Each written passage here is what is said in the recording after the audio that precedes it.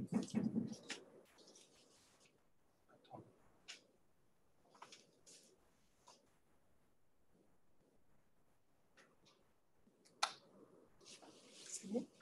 in progress. Mesdames et messieurs, bonsoir. Merci d'être avec nous. Ce deuxième webinaire sera consacré à nouveau au dépistage du cancer colorectal dans le cadre de Mars Bleu. On est en direct de l'hôpital Henri Mondor et je vous présente le professeur Nicolas De Angelis qui va nous parler de chirurgie robotique et mini-invasive dans le traitement du cancer colorectal. Merci Isabelle. Alors, merci beaucoup pour cette invitation et pour donner aussi la parole aux chirurgiens de l'équipe. Je vais partager les images.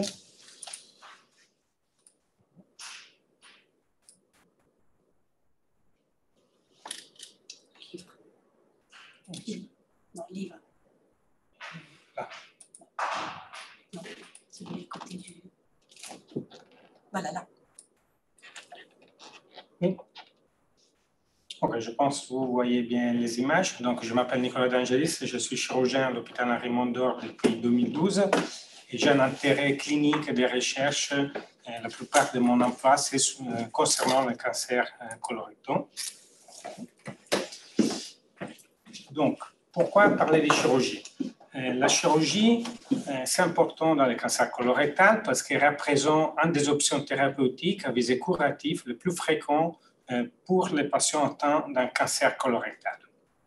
Les chirurgiens digestifs font partie d'une équipe multidisciplinaire qui est impliquée dans la prise en charge du patient atteint d'un cancer colorectal. Et donc, on essaie tous ensemble de trouver la possibilité d'un parcours thérapeutique tout à fait personnalisé. Alors, souvent, les patients qui ont eu un diagnostic, un dépistage d'un cancer colorectal, ils arrivent donc au chirurgien, donc à la fin de tous les parcours diagnostiques. Et ça, c'est plutôt une bonne nouvelle. Je pense qu'il faut dédramatiser ces moments parce que ça veut dire que les patients sont éligibles à la chirurgie, peuvent être donc guéris. Et donc, c'est plutôt quelque chose de positif, une bonne nouvelle. On essaie de résumer un peu les rôles du chirurgien digestif entre guillemets moderne.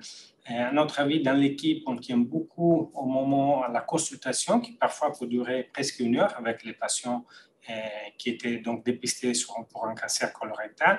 C'est très important de l'informer soit sur l'état de sa maladie et sur les prochaines étapes de prise en charge chirurgicale à franchir.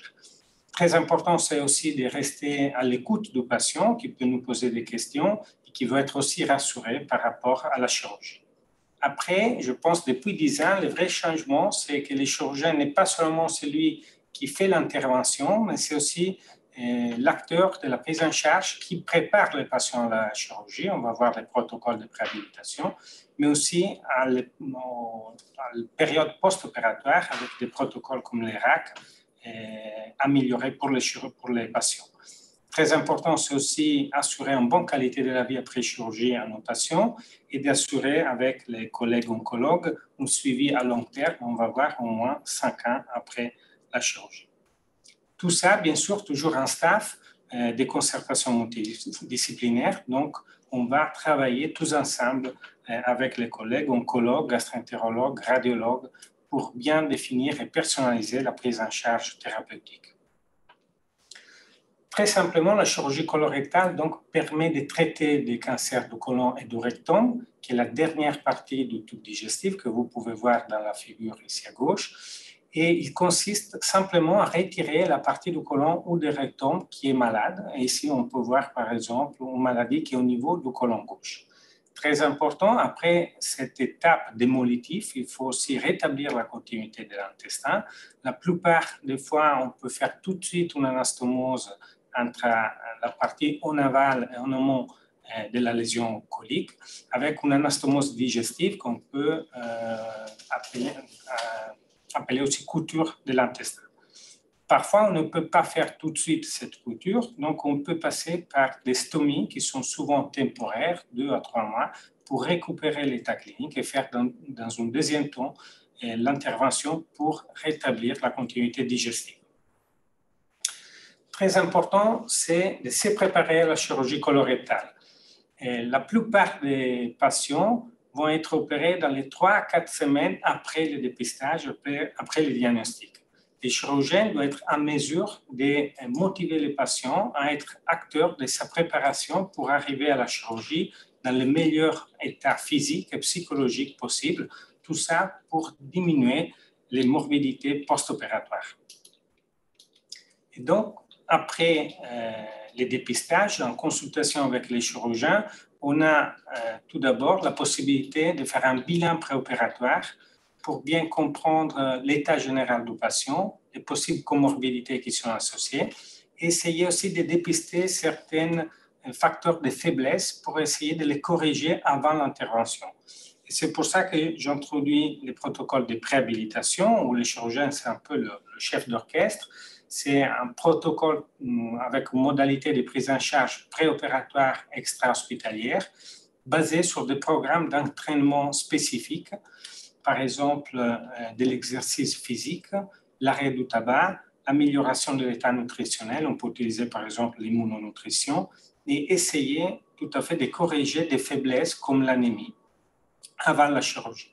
Et tout ça pour améliorer les capacités fonctionnelles du patient et réduire les complications post-opératoires.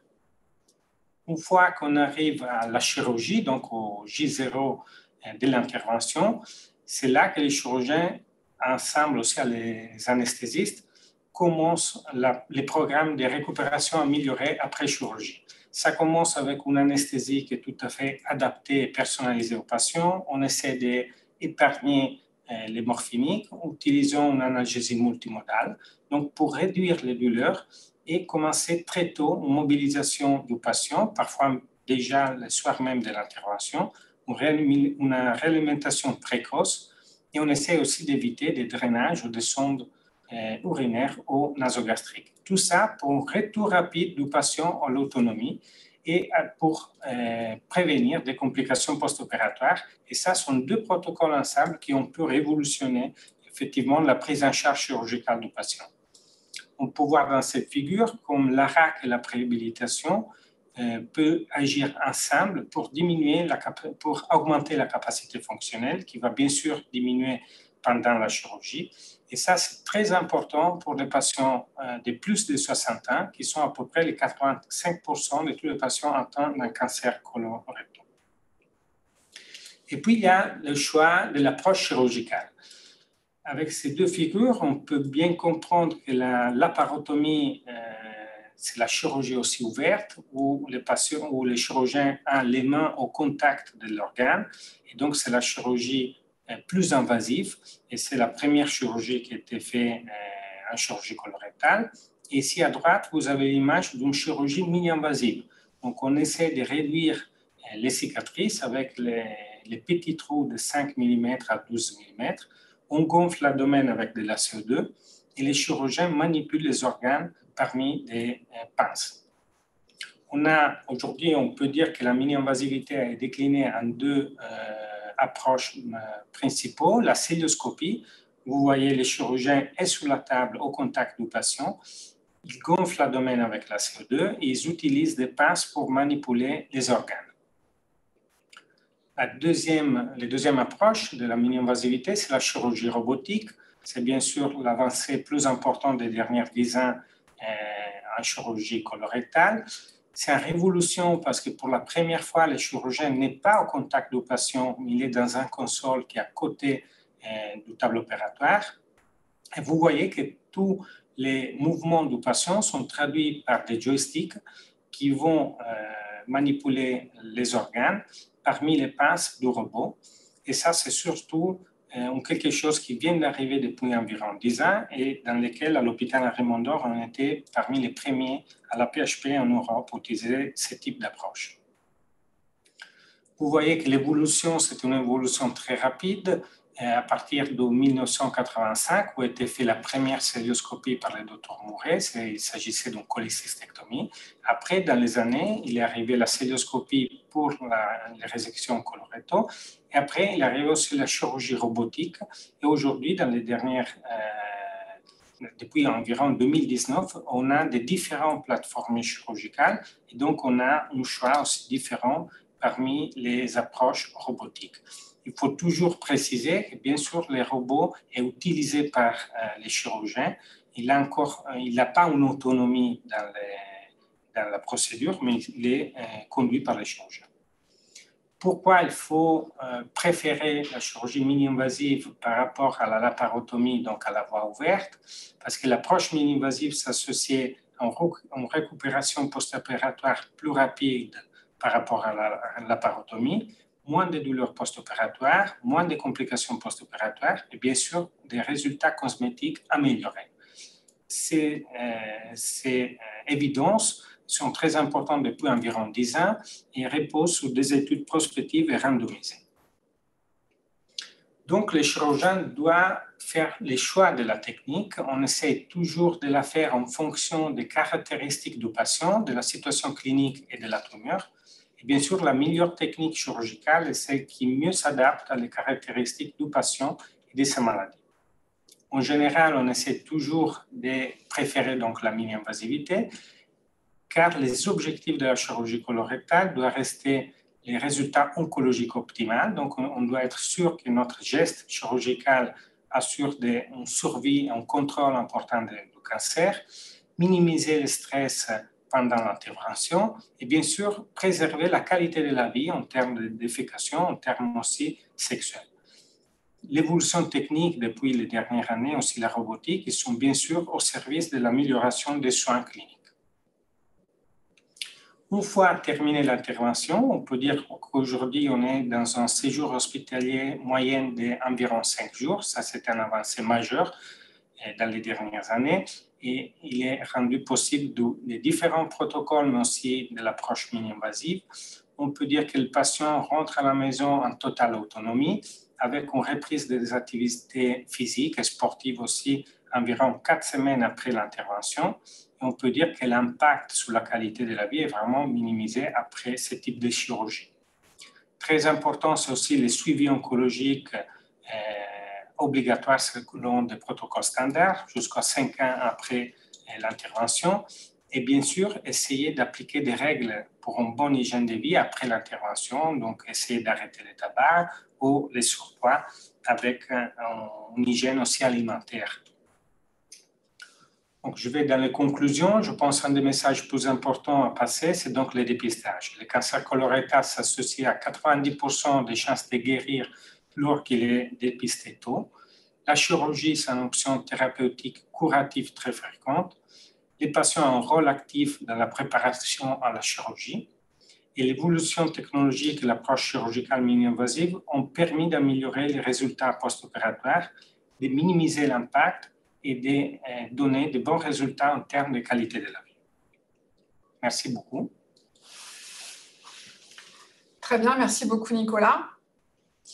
Je ne sais pas si on a des questions sur le chat. Moi, je voulais te demander, donc si à la suite de cette présentation, quelqu'un se présente à ta consultation demain avec la ferme intention d'être opéré avec le robot, tu choisiras peut-être une autre option en fonction de sa situation personnelle précise, quoi. Oui, alors on peut dire aujourd'hui que presque 80-85% de tous les patients qu'on voit en consultation sont éligibles à la mini-invasivité. Donc, ils peuvent être opérés par célioscopie, par robot.